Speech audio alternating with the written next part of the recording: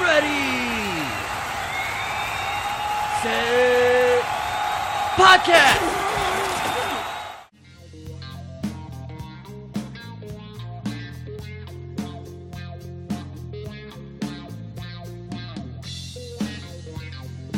This is the Ready, Set Podcast, and here's your host, me, Joe Persinger. Hey, what's going on, you fucks? Welcome to Ready, Set Podcast.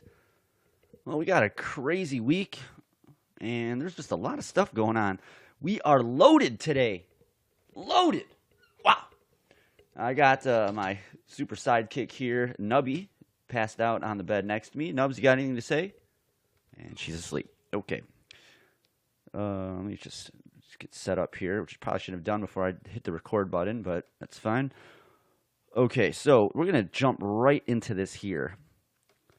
You know, today we're living in two simultaneous... God, I can't even talk. Come on, Joe. Get your shit together.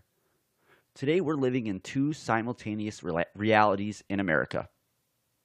And in some cases, for some reason, maybe in the rest of the world.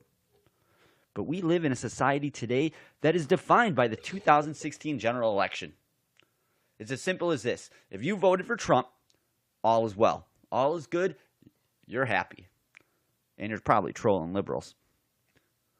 Now, that's going to also depend on which faction you're going to fall into. But for the most part, you're happy. And I'm referring to those never-Trumpers out there. And really, never-Trumpers on the left and the right are basically establishment politicians or just ill-informed people who basically let the media create their thoughts for them. But moving on. Plowing ahead. But if you're if you voted for a third party or you thought Clinton had this whole thing in the bag, you probably feel like you're living under some kind of fascist Nazi regime. That's probably taking it a little step too far, but I'm sure there are those people out there that literally think that. Well, I've got some news for you guys here, especially you on the left. It's all in your head. This is like a football locker room that is split because the owner brought in a guy the majority of the locker room doesn't want. And instead of trudging forward and doing their jobs, they just resist direction at any point possible. You got Nancy Pelosi, who needs to take their sergeant in arms for a threat assessment. And if you're wondering what I'm referring to here, this is a few weeks ago where Ilhan Omar is making anti-Semitic statements. The White House, or Trump, puts out a video kind of spotlighting, basically, so the specific was that she said those guys at 9/11 did some things. Something, you know, about killing 3,000 people, blowing up 2 buildings, taking our airplanes and turning them into missiles. It was just a few things, some things that these guys did. So Trump responded with a video. So the Democrats, realizing, they're in a bad spot here. What do we do? So Nancy Pelosi tells the sergeant in arms to make a threat assessment. A threat assessment. Against who? Go fuck yourself, Pelosi. Like, what bubble are you living in? Oh, what's that? She's been in power since the late 80s and was born into political royalty? Oh, never mind. I guess she earned all those millions on the legit when she's been collecting a public salary for the last 30 years. Yikes. So there you go. That's the two realities we have here in America right now. You know, again, it shouldn't even be that way. And I'm going to kind of riff on this for a second here. Okay, so I remember when I wasn't into politics 10 years ago, but I remember when Obama got elected, my Facebook feed was just, you know, 50-50. There were people that were calling him a socialist and some people that were like, oh, thank God he's our president. I was fucking indifferent. My whole thing was, when are the Cubs going to win a fucking World Series back then? And why are the Bears still not without a quarterback? But that changed a few months later when they brought in Jay Cutler. But I do remember seeing all this Obama stuff. And where the fuck was I going with all that? Okay, so this is kind of what I remember when Obama was elected, there was all that hate and fervor and everyone on the right, and the left was like, why can't they just respect him? I don't understand this. They just should respect him. He's the president. Well, you fast forward fucking 8 years later, Trump gets elected, and I'm naive enough to think, well, they'll come around. You know, once he, you know, is sworn in and this and that. Wow. I was wrong on that one. So in my mind, what I had seen there is basically a media that is obviously not only liberally biased, but they fucking lie at any point possible. And now you have someone who for 8 years was like, why can't they just accept Obama for who he is? And now they have the chance to basically, practice what they preach. And what happened? They enacted an insurance plan. Sally Yates was unmasking Michael Flynn's name in NSA reports. I mean, the list goes on, and we're not going to really go into all that. But you can see the hypocrisy. And it's just ridiculous. Now, speaking of hypocrisy, you've seen what North Koreans have been up to this week? So apparently, North Korea is signaling a firmer stance towards the United States following the breakdown of de-nuke talks. And Kim Jong-un was visiting a military unit for the first time this year. So when Obama was in office and Rocket Man was shooting ballistic missiles up into the atmosphere, the media narrative was, like, they're dumb enough to start a war. Now, the guy stops at a military base in North Korea, says nothing about the United States, but now we should be worried. Now North Korea has a firmer stance towards the U.S. when the chairman stops by to say, fly that airplane like that. Ignore the fact that I'm scared of flying like my dad, or that I've never even been in the military. Now we should be put on notice. Let's never mind that these fools haven't shot a missile in over a year, and they're looking to get these sanctions released. If this is truly journalism, you'd stick to the facts, Wall Street Journal, New York Times, and not interject your bullshit reasoning or channeling your inner ESP to report on the marshal's true intent in his visit. Go fucking fuck yourselves, Wall Street Journal. Fucking fake news outlet. Unbelievable.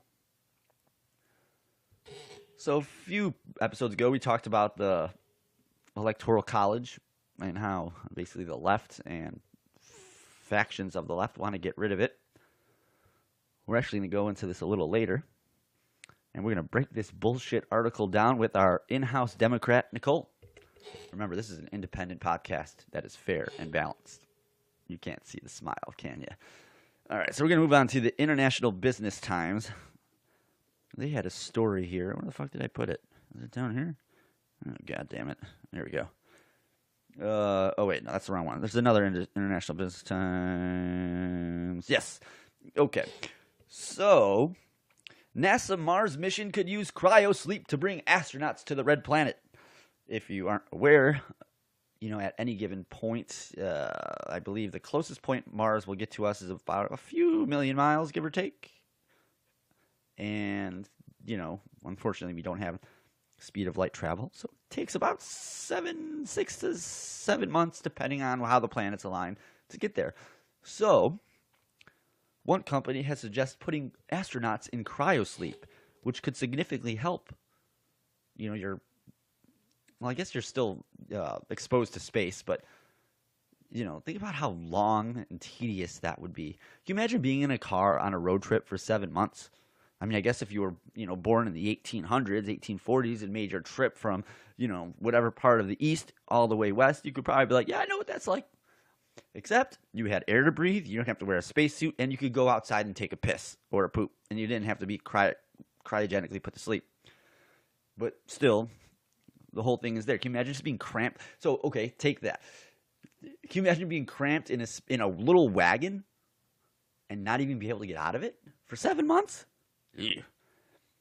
So this kind of made me think, all right, so you're going to have a crew of 6 or 7. I'm sure the whole makeup of this crew is whatever. I mean, I'm kind of using that not Mission to Mars, the one with Mark Watney, Matt Damon, where he gets trapped on the planet. Why am I drawing a blank? Either way, you know which movie I'm talking about. And it was about a crew of 5. They had an astronaut, the commander, who I think was the astronaut, whatever. You get what I'm saying. So you're going to put all these guys to sleep. And I guess they said you can't really have them all asleep because there's got to be someone able to kind of, manage the ship. What if, for whatever reason. Okay, so what if let's say, it's the botanist turn to be the caretaker of everyone, watch the ship. Are you really supposed to feel safe if that guy all of a sudden has to do calculus and make course corrections? Greg, this is Mission Control. You're currently entering the wrong planet's atmosphere. You mind making course corrections? And then as the botanist starts to maneuver within the cockpit, he gets another message. No, Greg, you can't use the planets to steer the ship. Wow. Or what if you get that prankster, immature, frat boy nuclear engineer? By the way, wouldn't you need a mechanic?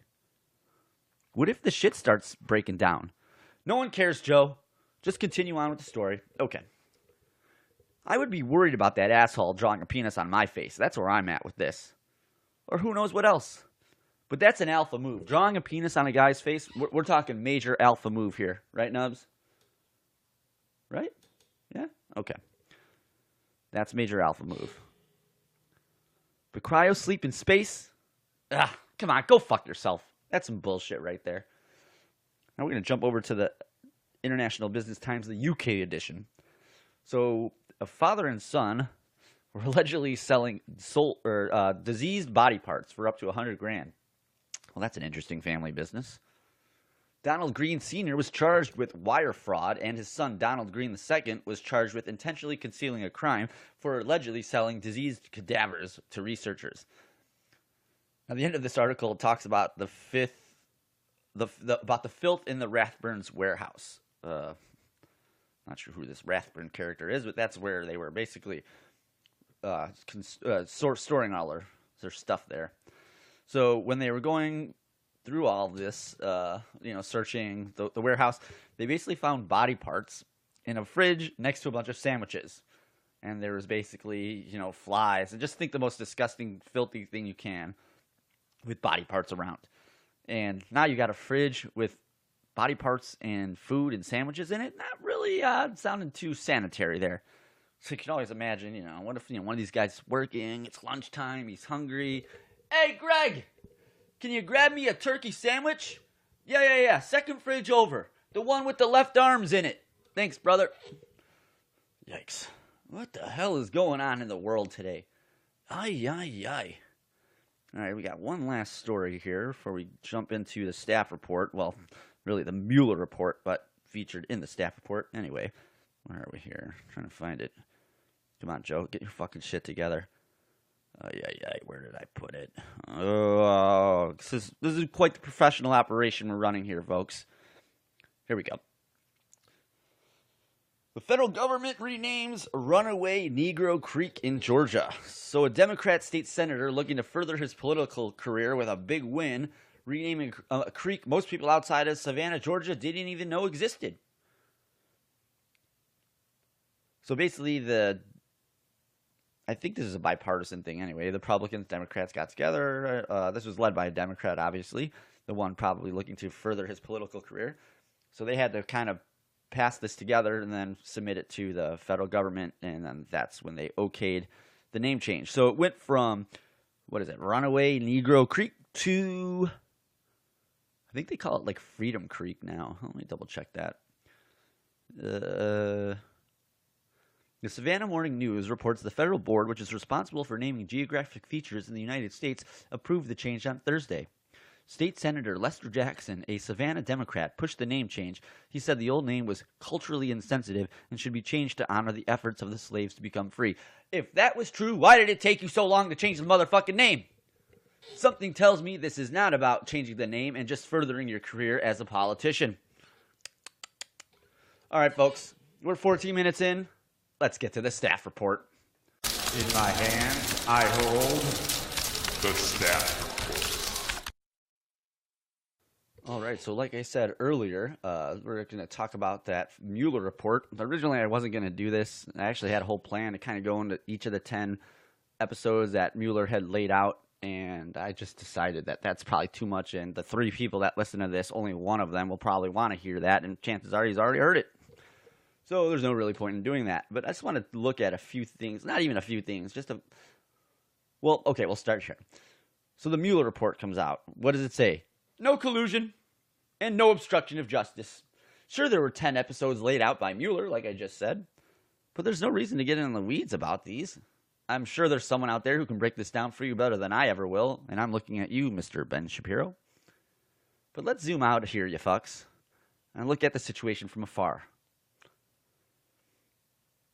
First thing here is quoting Mueller and the report. I'm going to exactly go. So, fourth. If we had confidence after a thorough investigation of the facts that the president clearly did not commit obstruction of justice, we would so state. Based on the facts and the applicable legal standards, however, we are unable to reach that judgment. The evidence we obtained about the president's actions and intent presents difficult issues that prevent us from conclusively determining that no criminal conduct occurred. That's a very important line there. So they're saying the evidence we obtained about the president's actions and intent presents difficult issues that prevent us from conclusively determining that no criminal conduct occurred. If you really break that sentence down, you can hear what they're saying. The evidence we obtained, so everything we've gathered about the president's actions and intent presents difficult issues, meaning everything they found that they tried to sift through and kind of tack a crime onto him, they couldn't. Because it's had difficult issues that prevented us. My mom's texting me now. I believe it's the latest season. It aired a few weeks ago. Okay. Anyway.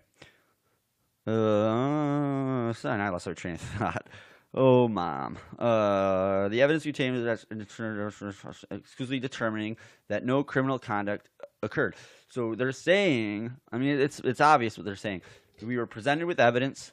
We tried to find something to stick to the guy. You know, we threw shit against the wall and was hoping it would stick. And nothing stuck, so that basically prevented us from conclusively determining that no criminal conduct occurred. I might have said that wrong. Difficult issues that prevent us from. Okay, so they're kind of saying the opposite. They're basically saying, like, you know, we're looking through stuff to nail him against the wall with, and we can't find shit. So basically, what they turn around and say is, this is the line that infuriates me. Accordingly, while this report does not conclude that the president committed a crime, it does not exonerate him. Again. This report does not conclude the president committed a crime. It also does not exonerate him. So which line do you think the Democrats are holding on to? Yeah, the latter. So the precedent here that's been set is mind-boggling. Mueller is saying, look, I can't charge him and I can't exonerate him. Hey, dickhead, you're not the jury. You're not the judge. You're a prosecutor. It's not your job to exonerate. It's not the office of exoneration. He's basically saying, let's throw out the innocent before guilty. Let's throw that out the window. He has to prove his innocence. This is just a load of crap. And what's hilarious to me is how the media is focusing on the he's not exonerated part, while conveniently leaving out the part that there's not enough evidence for a criminal referral or even to convict. And to even prove that point, if they wanted to interview him in person. I mean, he submitted written questions, but there was this talk a long time ago about him interviewing Mueller in person, and they were even saying, "Oh, we'll subpoena him." Well, obviously, that would have gone to court, and then, you know, it probably would have lengthened out the Mueller report anyway. But what's interesting is if they felt they knew they had Trump by the balls, they would have subpoenaed him. They would have taken it to the Supreme Court, and the fact that they didn't do it just shows how shoddy of an operation this is. And, you know, then turning around and then you got the Democrats turning around and saying that Attorney General Billy Barr had left out critical evidence in his synopsis back in late March. So the Democrats are going to sit here today and say, oh, well, you know, William Barr's, you know, he left out critical evidence in his synopsis, you know, critical line in his synopsis. Okay. Hey, fuckheads, what are you doing today? As I watched CNN, MSNBC yesterday, they basically were just focusing on what was the line again? It also does not exonerate him.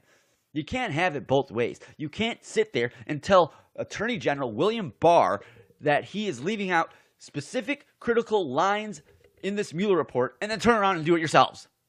The media is ridiculous. ridiculous.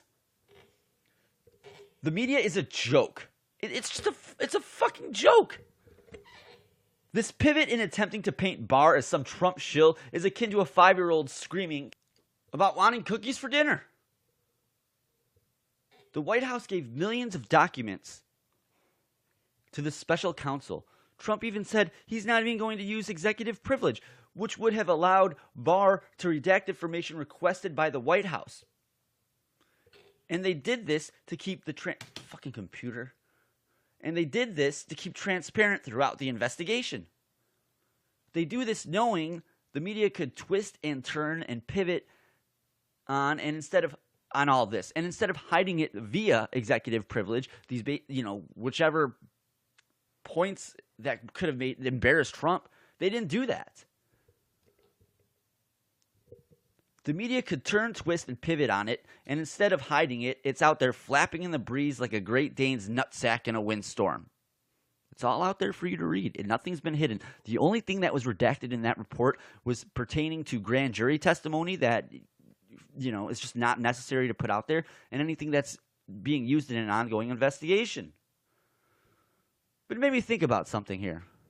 They're holding Trump to this high bar of morality or whatever the fuck you want to call it. But wouldn't that be something? If there really was a president who shielded his administration from Congress by invoking executive privilege to prevent a document or two from being viewed? Or given how the media thinks Barr is a Trump shill, and his personal lawyer who is destroying the DOJ with these abhorrent actions, such as giving a synopsis to the media at the end of March and claiming he has a bias towards the president, or you have Eric, I'm not so Swalwell, the Democrat presidential candidate you've never heard of, saying Billy Barr needs to stand down. He needs to stand down? Stand down, you fuck. I mean, it's not like he said he was Trump's wingman. Oh, wait. What's this? Did I mention that Eric Holder was held in contempt of court in Congress and called himself Obama's wingman? I don't remember the media being upset about that. Oh, and what do you know?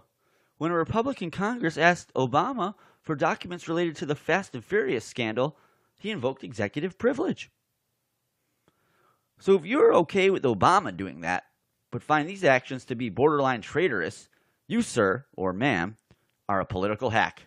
And you should turn in your American card and move to Canada or California. Whichever. I don't give a fuck, you traitorous fuck. All right, well, I'm depressed now. Anyway, let's get Bert in here. I'm sure everyone listening is OD'd on politics. Joe, we're done with this crap. Move on, please.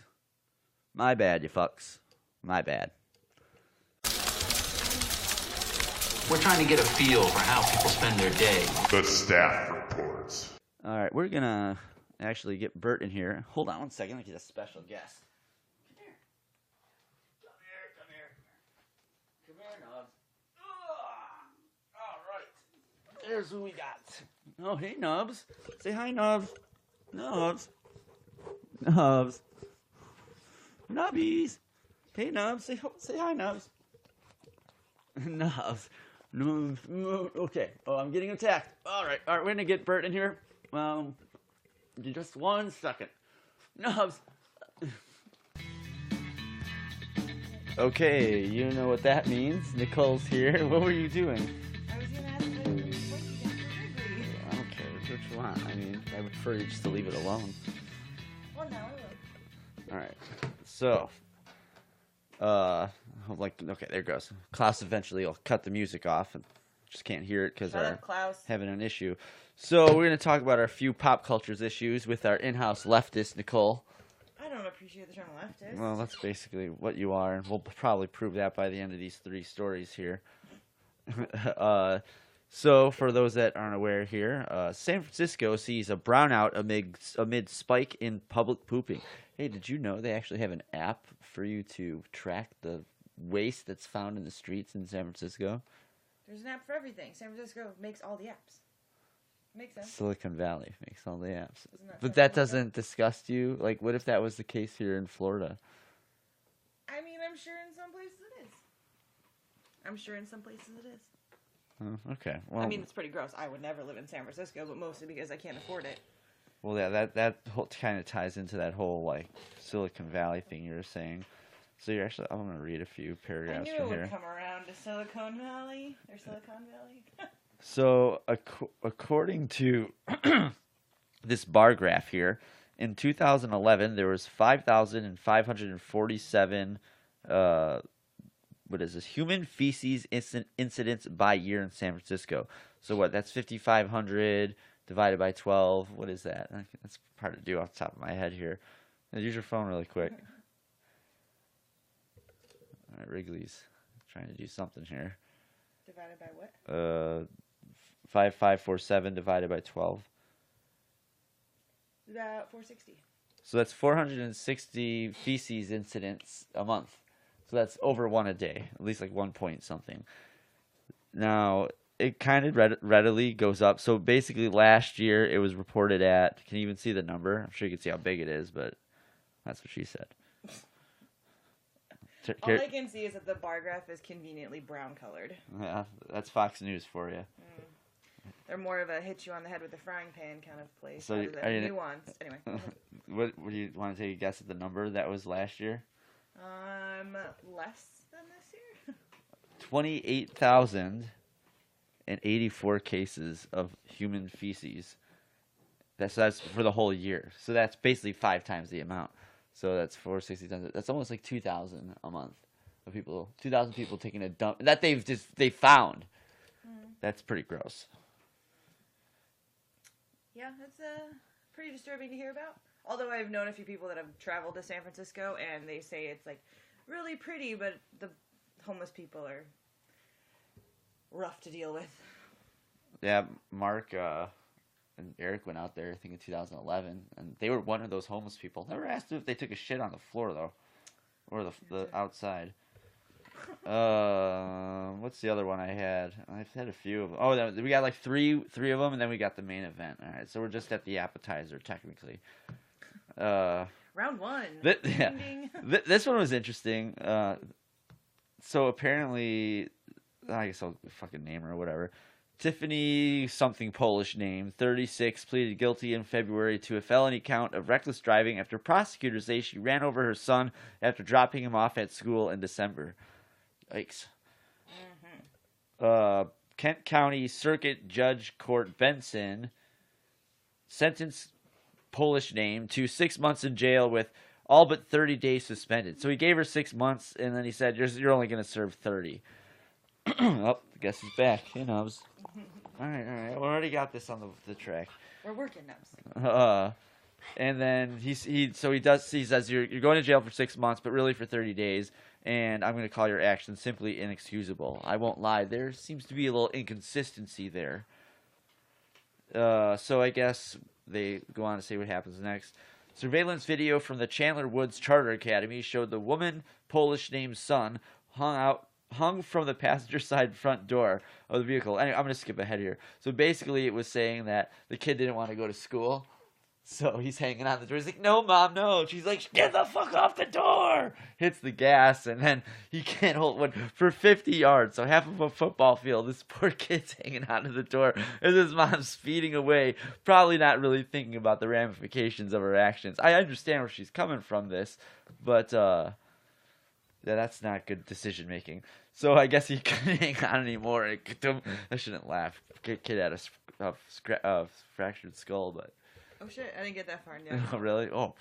Yeah. I was assuming. Good thing you weren't laughing like I was. I had read the whole thing alert. already. No, I just assumed that children are all monsters, and the mom was probably at her wits' end. Yeah, I mean, you could really probably go. I mean, I'm sure that's how it started. You know, it's like, you're losing it, and then all of a sudden it's gone too far. Yeah, it's probably a combination of. But again, I think how the state looks at it is you're the adult, you had the kid, you need to act. Oh yeah, like she was not intending. No, to run her child over. No, it wasn't like a crazy mom killed her kids kind of thing. It was, maybe a tired mom. You have to get closer to that mic. I'm trying to be loud. I know, but I'm just letting you know. You can just see, there's my voice. And then there's your voice. I'm just letting You're you know. always so loud, though. One of our 3 listeners said that you weren't loud enough last night. Mine is yours. Sure, that works. All right, moving on here before I start a really big fight. It's okay, Joe. We can finish This it is later. this is the story I think that's going to expose your leftism. Charlize Theron reveals her daughter, that is 7 years old, is a tranny. No. That would imply she's a part in an engine, Joe.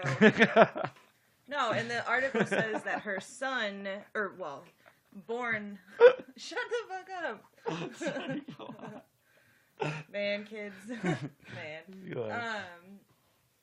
No, it's at birth, she had a son, and then, like, at 3 years old, he kept saying that he's not a boy. Wait, I don't think she... I thought she adopted this kid. I don't know. That's Wrigley trying to get out. The child was, Sorry, go ahead. Biologically male. I don't know. I mean, I feel like 7 is pretty young for. I don't know. It's hard. I don't have a 7-year-old, so I don't know what kids are like at 7. To me, I feel like he should still have like diapers on or something. I don't know. Well, I guess the way I look at it here is, the libertarian in me says, "Hey, do what the hell you want." But I think the line here is, if he says, "Hey, I'm this, I'm that," that's fine. But if they're gonna cross the line of injecting hormones into this kid before, no one said that. I'm just saying that's what happens. That's a big leap. But it does happen To children. People inject their kids with hormones because they're like, "Well, he says it's a girl." I mean, those are also probably people that aren't vaccinating their children because it's going to cause autism. Well, I mean, that's a whole different argument. I mean, it's the same kind of person, Oh, I get what you're saying. It's the extremist view of that situation. Most parents with children who identify otherwise would be pretty okay with just letting their, son dress up with. That's fine. I mean, I just think it's when you cross that line of not vaccinating your kids and because for me, I think that's irreversible. You know what I mean? And then the vaccine problem, where it kind of runs parallel, is then you're affecting other. You're making a decision that affects other people, and I don't think these are. I don't know if congruent's the right word to use in those terms, but. Oh, jeez. Good thing that was covered. Why don't you go let the dog out before you fall on your face for some reason? I was trying to help. Just get out of the room and don't bug us again. Fucking jerk. Anyway. I don't know. I think you're spreading fake news here. I think she adopted this kid. Well, either way, it's still her child. Yeah. She adopted Jackson in 2012 and her second daughter in 2015. Women like this, they can't have kids. And I don't mean like they can't. Like, they won't because it's like, well, Charlize, we have to shoot that movie where Atomic Blonde where they really want you to be around the 120 size 0 range. I mean, they legally can't say, because of all those HIPAA laws. But they can also be like, well, we're just going to move on to the next actress. LA's a scuzzy place. So that's why... That Angelina Jolie did the same thing? Well, yeah, I mean, Angelina Jolie, I feel like, was adopting kids from very, very Well, that's poor what children. she did, too. I don't know where I think they're from South Africa. Yeah, probably. There's a lot of poor kids in South Africa. But she's like, I mean, some people don't want to be pregnant. If she was eating rug, then I would say she was just like your aunt. What? Because she's been an LGBTQ activist for... I probably shouldn't have said that Yeah, in you those shouldn't terms. have said that. Sorry. Thank God only 3 people listen to this. I'm going to make sure Carly listens to it. She doesn't. Trust me. She knows what she would be getting into. She announced in The View she wouldn't get married to her then boyfriend Stuart Townsend because until everyone... Oh, God, yeah. She's like, I'm not getting married until everyone else has the right to get married. Well, and then that happened, and I guess she didn't get married. So interesting how that worked out. Is it? Yeah, well, anyway, we're moving on. So you can see Nicole's clearly a leftist. I mean, I think just a little bit more open-minded about it. Yeah. It's a tough call. I mean, first off, I don't think that those hormone therapies are permanent by themselves, because generally there's still operations that need to take place to, and I'm speaking from ignorance, but it's not like the, chill. It's not like these hormones, they'll eventually, leave the body. That's, men that take testosterone for rage issues. If they don't take the testosterone, then it's, they fall back into those rage issues. Or women who aren't taking estrogen and going through menopause. Like, you know, it's not like a one and done pill. So I feel like the worst effect would be during puberty if you're taking all those hormones, maybe. So I don't think it's permanent. All right, so we're going to move on to the main event here. Of course, my phone always goes off when I need it. Fucking phone. Okay. So this is the main event. Are you ready? Oh, wait. You know what? I should get our sound effect for the main event. Hold on.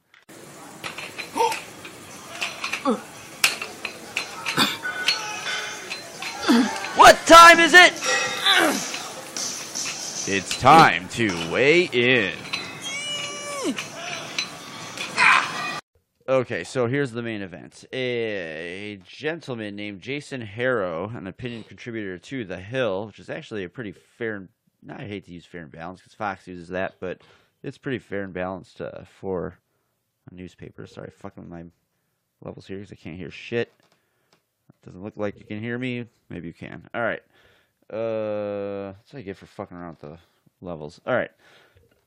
So basically, he's going to argue here that he's going to ask 4 questions on the Electoral College. Excuse me. So basically, his opening is that he's an idiot, essentially. Just kidding. Seems like a nice guy. But the rules of the road, God, Joe, I can't fucking read. Stay in a lane, Joe. But the rules of the road for electing the president should not be so sharply partisan. So instead of lining up our teams and repeating talking points to see how you feel about Electoral College, well, that's fucking rich. It's worth answering just 4 simple questions. Call it an electoral pop quiz. This guy can already suck my dick. Where I'm at, he had a decent opening. Let me just rip through it really quick. Yeah, but now he's just talking about all the Democrat people. So, okay, he's got 4 questions here. So we're going to kind of rip through them here. Nicole's going to, tell us where she sides. Yeah. And then I will do the same.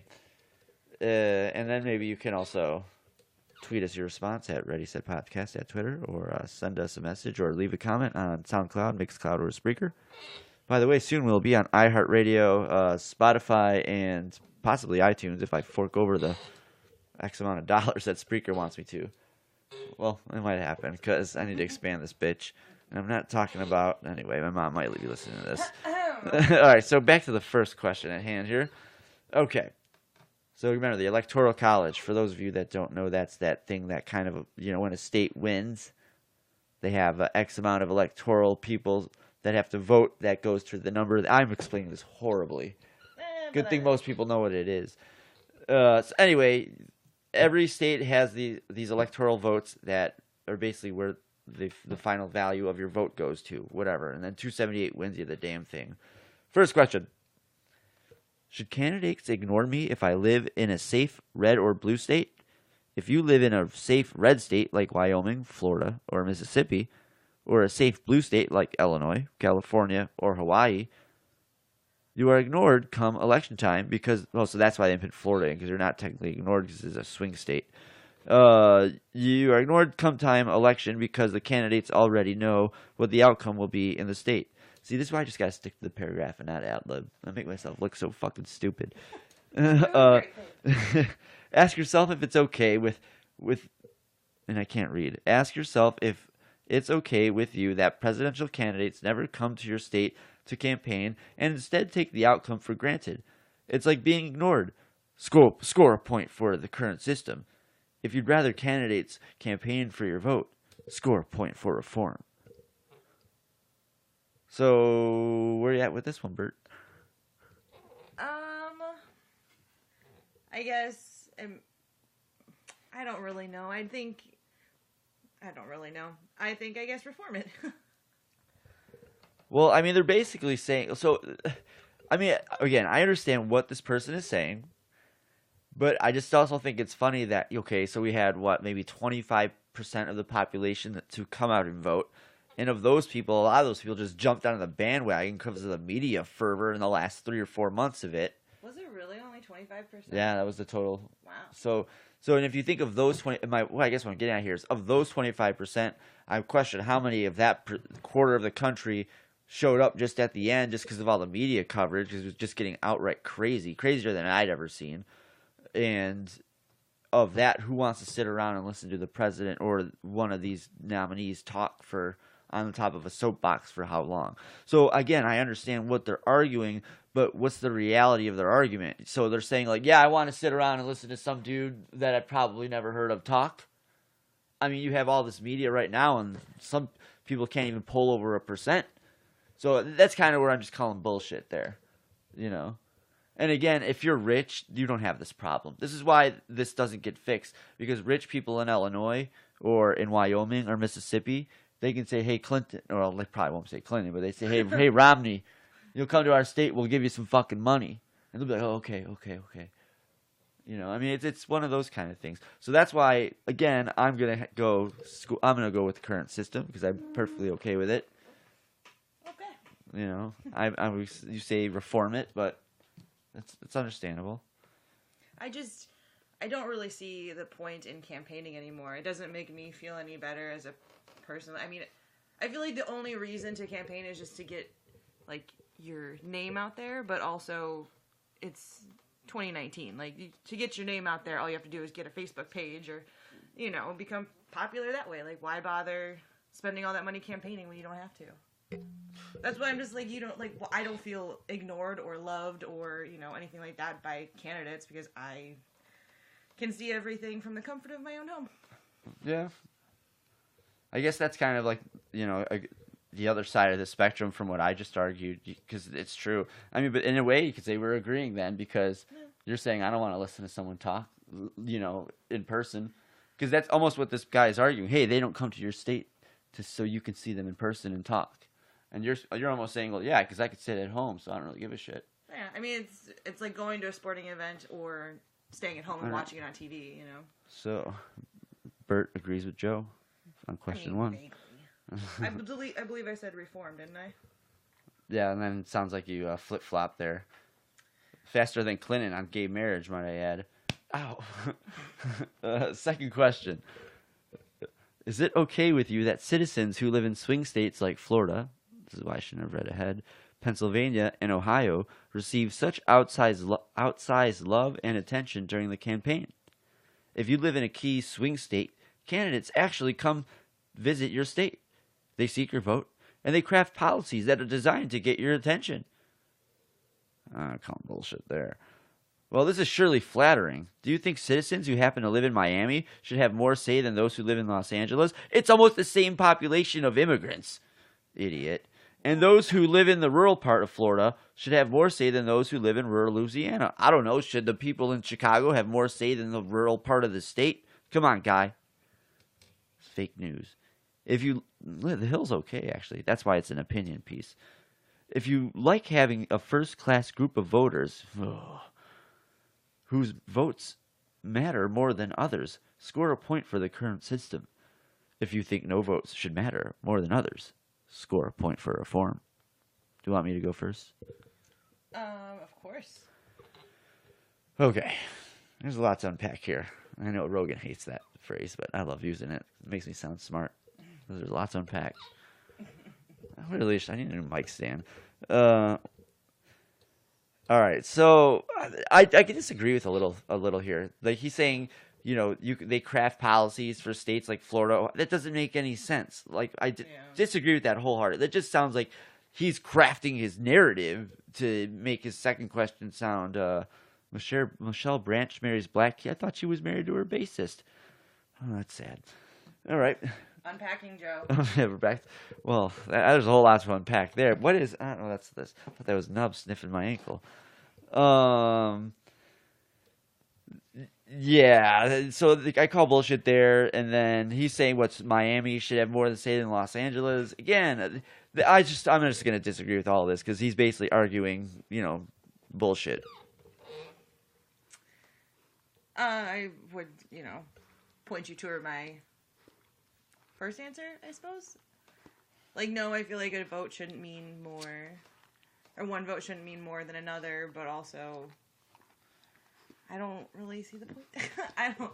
Well, I don't know, I guess. he's basically the crux of his argument is that if you live in a rural, so like Illinois is a great example. I can't believe he didn't use that one because that would be way better than Miami versus Los Angeles. But he's a leftist, so he probably doesn't see the hypocrisy.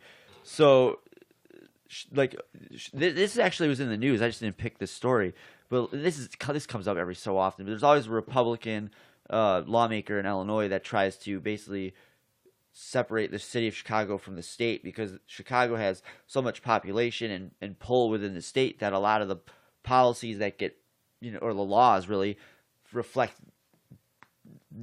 liberal democratic values. And again, nothing wrong with that. But when like 90% of the state is rural, that's a problem. As my therapist used to say, that's a problem. And that's kind of what he's arguing. But he's like a classic Democrat. He's arguing it both ways. Well, what if big cities controlled by, small rural counties want it one way and, what I just kind of proposed wants it that way? Well, that's just fucking America, brother. It's democracy. Yeah, like, I don't know what to tell you. If pick one that sucks the least and move there. I mean, whatever. When you have 325 million people living in a capitalist society, there's going to be some people that aren't happy. I mean, the other option is you can move to China, and then you let me know how that works. Third question. Getting a little fired up now. Oh, no. If you vote for a candidate that loses in your state, like Hillary Clinton did a few years ago here in Florida, that's not fake news, by the way, do you think that it's fair that your vote is thrown out and won't translate into representation in the Electoral College? Here's what I mean. If in 2016 you voted for Trump in California or Clinton in Texas, then you got zero representation in the Electoral College. And the winner of your state got all the representation, even though the vote in your state was not actually 100% to 0%. If you think a 55-45 vote should lead to a 100-0 state delegation, then you are a fan of the current system. If you think a 55-45 vote should lead to a 55-45 split in your state's electoral college delegation or something close to it, score a point for reform. Now, I would like to point out that Maine does that, and he does not even bother to point that out. So I suspect there's some fake news narrative going on here. Would you like me to take a lead here again? Well, here, I'll do this. So you essentially what he's saying is if we'll use Florida as an example, I'll start from the beginning actually. So next spring they're going to be doing the primaries. This is what he's kind of saying. So if you go on to score a point for reform here, basically what you want is a system similar to what they do in the primaries. That's why they don't do it this way, because basically to win the delegates to become the nominee, they based on the state, every state's different. But based on the state, they will proportion your delegates. So like when Trump was running on the Republican ticket, he actually, because he's not, political savvy, so it's actually, that's why he ended up with Manafort, the guy that just got arrested for all that Russian stuff, because he went to the RNC. He's like, yo, I don't really have anyone that wants to work for me because, the good people are never Trumpers and the other good people, they already got jobs. You got anyone for me? And they're like, why don't we give him Manafort? And they're like, oh, okay. And the guy's just a sleazeball. He's like, hey, Mr. Trump, sorry I'm so casual in my $10,000 suit. By the way, Ukraine should anyway. So he wasn't really savvy. Well, put it this way, Manafort was the most savvy guy on his crew. So I forgot what state it was. It might have been Colorado. But basically, Cruz's people got in there and they were able to finagle more delegates out of the vote however they did. I'm not even going to try to go into that. But that's kind of a system what this guy's arguing for. I'm just saying that's why they don't use that system in the general election, because they already use it in the primary. The easy solution there is just, again, I almost kind of agree with that. If it's really that fucking big of a deal, then just portion the votes. Now here's my argument against it. Actually, you know what? Now that I explained it, and I'll give you, go ahead with what you think. And then I'll tell you why I don't think it's going to work. Or no, you know what I meant. Like, just why I agree with it, but, I just don't want to hog the mic. Yeah, question, are these Electoral College, is that an elected position? Like, they're elected by the people for these? that the people that For the Electoral College, I guess. generally it's so like I forgot which state it was, but Nancy Pelosi's daughter was one of the delegates who voted. So they're appointed by the current. Yeah, so it's all crooked Washington crap. You know what I mean? Whatever, usually whatever political part. I mean, it's all greasy. Put it that way. I mean, but if that's the case, then I think that it should be. It should reflect the vote from the citizens of the city, like the 45-55 split. I feel like that should be reflected in that state's electoral college if they're not elected officials. But if they are elected officials, then I would be like, I might be off on that. I mean, because so when that was happening with Trump, is a lot of people were trying to get those people to just switch their vote, be like, fuck what the people voted for, vote. Turn your vote to, because it's not official until these people turn it in. So technically they were trying to, there was almost, you could call it an attempted coup on the government.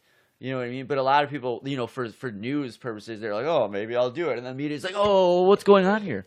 Talk to me. The person's like 15 minutes, But they ultimately didn't vote that way. They just voted because, again, there's all these laws and all that stuff. But again, I agree with you. I think that would be a fair way to go about it. There's one small problem. But anyone elected to the House of Representatives was probably like, yeah, we should do this. Because if you go to, so especially in today's climate, that vote would, so like California, I think has 55 votes. And now the more if I think about this, the more I think Democrats would love this. Because, honestly, you wouldn't really see, I'm getting away from what I originally said here, but I'll get back to it. You wouldn't really see this change right away. That's the other thing. I like how he fails to kind of mention that, so let's say we switch it to, what did I call it? Not splitting the votes. What's it? Yeah, just portioning California's still going to vote Democrat. You know what I mean? So that's not going to change right away. So over time, what I think will happen is, as you would see that's not true because there are parts of the state that are Republican. So maybe it would water down the vote a little bit. And this kind of goes to what I was originally going to say. So let's say there are certain situations where, maybe because there's a lot of people from New York and stuff moving here to Florida because of the, you can't write off your taxes, your house. They limited how much you can write off. So a lot of people are getting out of those states now. So they're coming down here. And a lot of those people are Democrats. So it's watering down the Republican vote, and not in a bad way. Again, so more to this argument that if they were to portion those delegate votes out, what would happen is no one would get to 278. Do you know what happens when that happens? Revote? The House of Representatives get to pick the president. Yeah, you told me that. Yeah. And so that means I think the majority there is 218, maybe 240. It's something. Maybe it's 240 total. It's 218 is the majority. I don't know. Someone's probably like, Joe, you're a fucking idiot. But it's just a little over 200 for the majority. So that's basically, I believe, who would end up. And then whoever controls the House will basically be electing the president. That actually happened with, I think it was John Adams in 1824. It was neither him or Andrew Jackson got to the electoral number. So it came to basically, and the guy who, I think it was, well, there was no Republican and Democrat back then. It was like, I think he was a Democrat, whatever, it doesn't matter. But Henry Clay was the Speaker of the House. And him and John Adams made some backroom deal. And he just told everyone, he's like, vote for John Adams. Oh. Yeah, and that's what happened there. And that started a whole new thing. So anyway. Moving on to question number 4. We're almost coming up on an hour here. This is record timing. Hopefully, if everyone's still listening. If the tables were turned and the parties were reversed, how would you honestly feel? Twice in the last 5 elections, the Democratic candidate has won the popular vote. Here we go. But lost the Electoral College. And that has meant the Republicans support the current system much more than the Democrats do. But in 2004, the tables were nearly turned. John Kerry lost to George W. Bush by a wide margin in the popular vote, but if Kerry had flipped only 50,000 votes in Ohio, sounding familiar, he would have won a narrow victory in the Electoral College. So, this flip can happen to anyone. If you want to keep running the risk that that popular vote winner will lose the election regardless of the party, then score a point for the status quo. If you think we should make sure that never happens again to the voters of either party, then score a point for change. This is a classic Democratic rhetoric talking point. Need some lemonade.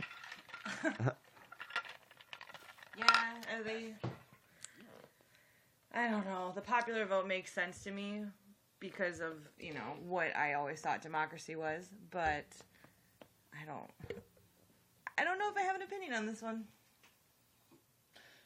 Yeah, well, I mean, again, this guy is basically this question is basically what everyone was saying after Trump won. They're like, I don't understand why we have this Electoral College. This makes no sense to me. And in a way, he's right, because I believe if Bush probably lost Ohio in 2004, I mean, he definitely would have lost the election, but it would have been really curious to see how all the other how the Republican Party would have responded to that. I don't know what the country would have looked like with John Kerry as our president back then. It could be. I'm not even gonna go down that road. That guy's got so much Botox in his face; it's not even funny. I'd get Botox if I could afford it. The guy's such a fucking hippie. What's wrong with being a hippie? Nothing, but I feel like hippies wouldn't put Botox in their face. Oh, don't get me started on corporate hippie trash like Ben and Jerry's. So yeah, that's basically it. I think it's pretty obvious this guy's argument loses. Oh, at the end of it, it says, Jason Harrow is Chief Counsel of Equal Citizens U.S. So I did the honors to look up what Equal Citizens U.S. was. I'm not going to, you probably have no clue. It is a group of people that are basically trying to get the system to flip over. Or to flip the Electoral College. I mean, it's a very opinionated way he's writing it. You know, using things like status quo and the wordage he was using. Jason Harrow is fake news. Oh, fake news. All right. All right, Klaus, hit me with some music. That's going to be the podcast this week. Don't forget to check us out on Spreaker, SoundCloud, YouTube, and let you guys know what's going on with everything else. Thanks so much for listening. Check you out later, you fucks. Thanks for listening to the Ready Set Podcast. Check us out next week, and don't forget to follow us on Twitter and look for us on our YouTube channel, Ready Set Podcast.